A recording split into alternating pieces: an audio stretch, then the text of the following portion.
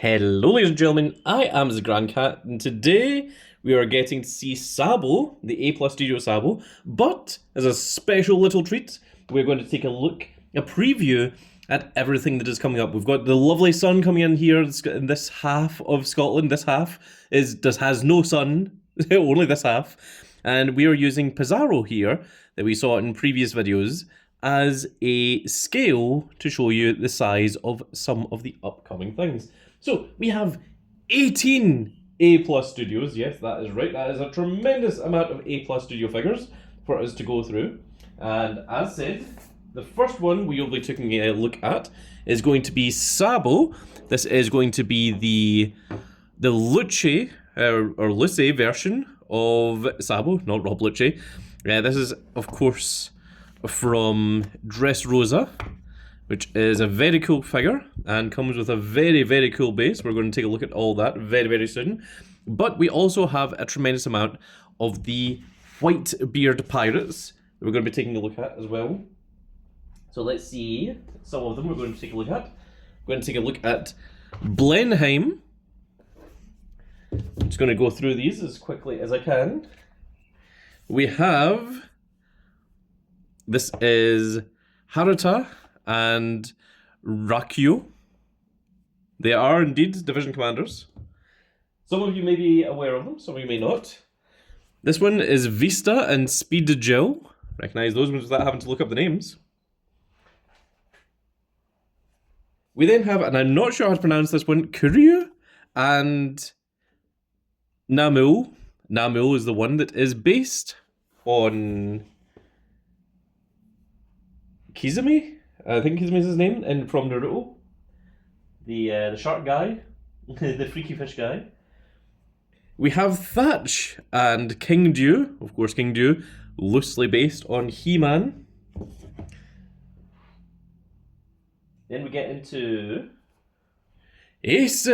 Now Ace is a standard size to your typical, oh, we're getting a bit more sun actually coming in, just it's diffusing a little bit. Ace is more your typical size to a WCF figure. The A Plus Studios like to make the figures essentially to scale as to what they should be in the anime. Then we have Marco Phoenix, the one who essentially takes over the Whitebeard Pirates. We have Izo and Fosa. So trying to get them in on camera.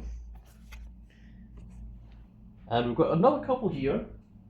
We have Marshall D. Teach, who you saw the preview of in the final Blackbeard Pirates. So you can see they are beginning to take up space on my table over here. And then, of course, we have big old Whitebeard Edward Newgate himself. Look at the size of this box. Bear in mind, this is a regular size WCF figure. Look at the size that they have made the original Emperor himself, Edward Newgate, big old Whitebeard, second in command to the Rocks Pirates himself. So, Whitebeard, Edward Newgate is indeed massive, so that does quote line. And then we have Little Oars Jr., who must have been named ironically because there is nothing Little or Junior about him. Of course, Little Oars Jr. is the grandson of Oars, and as a bonus, for the first time ever, as well as the A Plus Studios, okay, so I'm going to have to move this out of the way, as well as the A Plus Studios, we also have, oh my goodness, the sun has disappeared from this side again. From G5 Studios, look at the size of this. The reason we have this here is because, look, that is not the Whitebeard symbol. The Whitebeard symbol is this. So this is something different. And what this is, G5 Studios, is Oats. I don't know where on earth I got the name Oats from, but this is Oars Jr., all the way from Thriller Bark, who presumably was a descendant of Oars. And this is Ors Jr., who is known as the Continent Puller, and he is considered to be one of the largest giants we've ever seen. And at this point in the manga, which you guys will be way ahead of where I am because this was recorded months ago, at the point in the manga, Loki has been announced to have just been announced to be roughly on the scale of Ors Jr. And look at the size difference between Pizarro and Ors Jr. My goodness. So what we're going to do is we're going to pause the video and we're going to bring out Sabo. We're going to set up the studio as we normally do, and then we're going to get into our regular recording. But I just wanted to do this little preview at the beginning to show you all what you can expect in the future. Also, a lot of these boxes, because they are so large, are going to be very difficult to get on camera. So I hope that you've enjoyed seeing what you've seen of them here, and we will try our best to get as much of them on camera as possible when we get into them. But without any further ado, it is now time for Sabo. Yes, it is time for Lucy himself. I keep almost saying Lucci because I think of Luffy, I think of Rob Lucci, and then of course this is Lucy, who is the one that competed in Dressrosa, who of course was originally Luffy and then swapped over to Sabo. So we will join up with that in just a second. And we are back, ladies and gentlemen. It's now time for us to take a look at the A+ Studio Sabo Lucci. So let's take a look at the box. First of all, there we go. It says Sabo in the back. It doesn't really have an awful lot of other things. It's got a really cool backdrop. I'm not exactly sure what it is that's supposed to be going on here. I presume it's something to do with the Colosseum, is what my best guess is. The bottom doesn't have anything. The top literally just says A+ Studio. And we are trying to work with the sun. We have sun here, but not here. You can see it halfway through my hand. So this is what we are doing our best with, working with the Scottish sun. It's not exactly the easiest of things, but let's go ahead and open our A+ Studio Sabo. Now all of these are second-hand, so they have all been opened before. So everything has already had their sellotape removed and such. Now this one is number 127. There you can see. Oh, it does have the Colosseum in the background. That's pretty cool. And in the back of it, it says A+ Studio.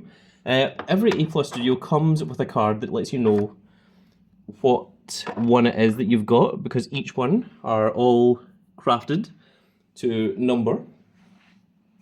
And let us open up our Sabo. And we have a ton of different accessories in here. It's very, very exciting to see. This is what I love about A+ Studios, is not only do they care about their products, but they also give you so many different parts and iterations. So let's go through these all piece by piece. So this here is, of course, the basic stand. And I say the basic stand because we're going to see a cooler stand a little bit later on. This one in here, I believe, is the body of Sabo. And these are all resin produced. So there he is. You can see there's not an awful lot going on there, but more will be added to him. Do not worry. Let's see what we've got on this side. This side is one of the two heads. If I can get my fingers in there. So this here is the unmasked Sabo head.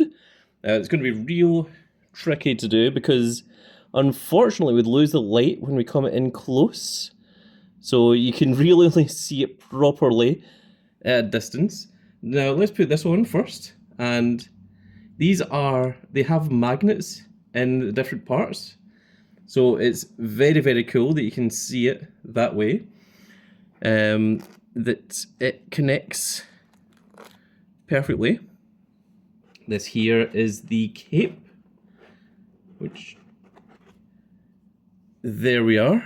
So the cape, of course, is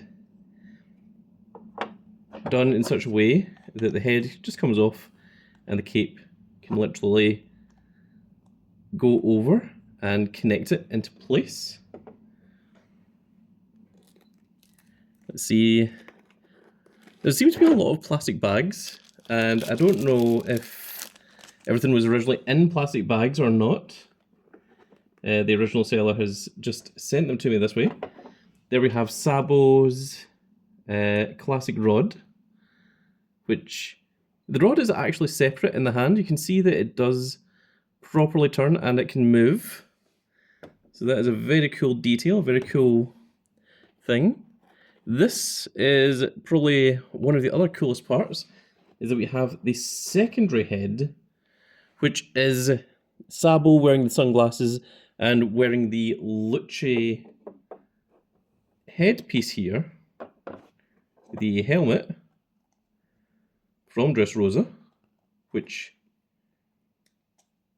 does also just clip right in. That actually makes the cape sit better. I'm wondering if the cape is maybe supposed to exclusively be with the helmet, and once you remove the helmet, you remove the cape as well. But this here is the coolest part of it, and I hope that Sabo Luce enjoys using this for the length of time that he does, because he will not be getting to keep it, because this will be going to another figure. And for some reason,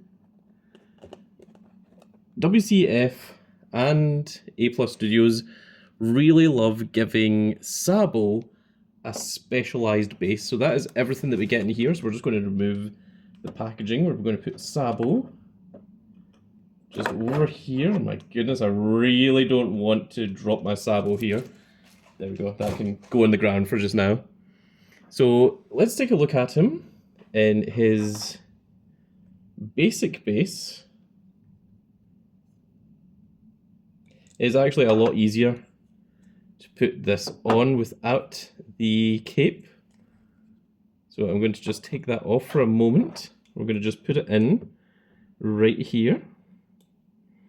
You just click right into the back of his leg with ease. And there is our regular Sabo.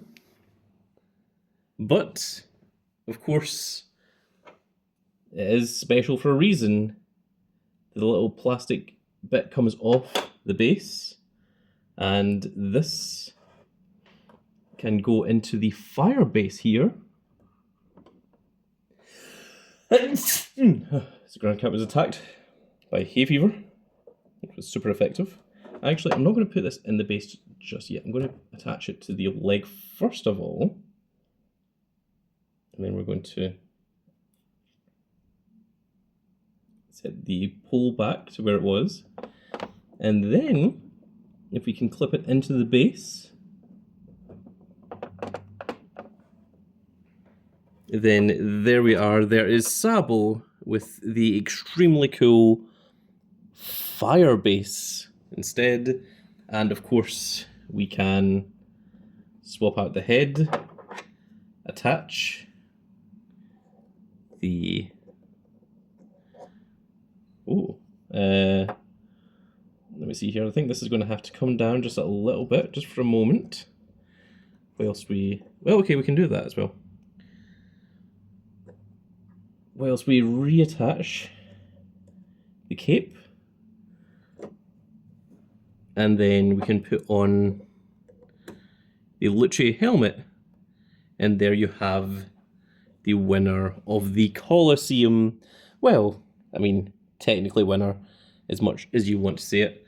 And that is a really, really cool figurine. We're just going to move all this stuff off to the side. And now let's get a full 360 of our wonderful Flame Sabo.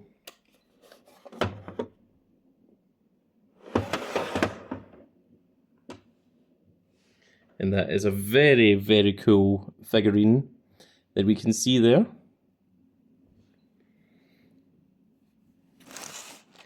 Now, normally I would move this up a little bit, but I'm worried about the sun taking away some of the prestige of it, so I'm going to give it as close as I can. There we are, that is about as far as we can get, and I'm just going to lower the camera down just a little bit so that we can fully see Sabo in all of his glory. Now, I did say that this base is not staying with Sabo because the next figure we're going to open is going to be Portuguese D Ace. And as you know from the WCFs, we already have a Sabo that has a very cool, big, huge fire base on it. So this Sabo is going to be a separate one. It's going to be on just the basic version of the base. And we're going to give the fire base to Ace, who I think does indeed deserve it. The other cool thing is the Ace has a fire little part on his arm, and I think that's going to look really cool with this version. Now, before we finish off here, I'm going to once again stop just a second and let us take off the helmet. Let's take off the cape. And let us just put on the regular Sabo head so that if anyone wants to see that, that they can see what that version looks like as well. I'm actually having problems deciding which head I prefer. Do I prefer the basic Sabo face, or do I prefer the Lucy face with the sunglasses and the helmet? I don't believe there's any WCF of Lucy, or at least not the Sabo version. And we've already got a few different versions of Sabo, so I'm half considering swapping to the Lucy version. But I really, really love this base. I think the base looks really, really amazing. It has translucent qualities to it, which is very, very nice. I don't know how they do the fire effects, but it's a really, really cool little effect the way that those are done. And with that said, folks, I think that is going to be it for this little video. Actually, we're losing a little bit of the sun here. Let's just, even if we do that, it doesn't make a difference. But I think that is going to be it for this little video, folks, and I really hope you've all enjoyed. And if you did enjoy it, please give me a like, share, and subscribe. And if you are subscribed, make sure you click that notification icon so that you can see when more of these glorious little videos go out. And we shall see you all in the next video. Goodbye, everybody.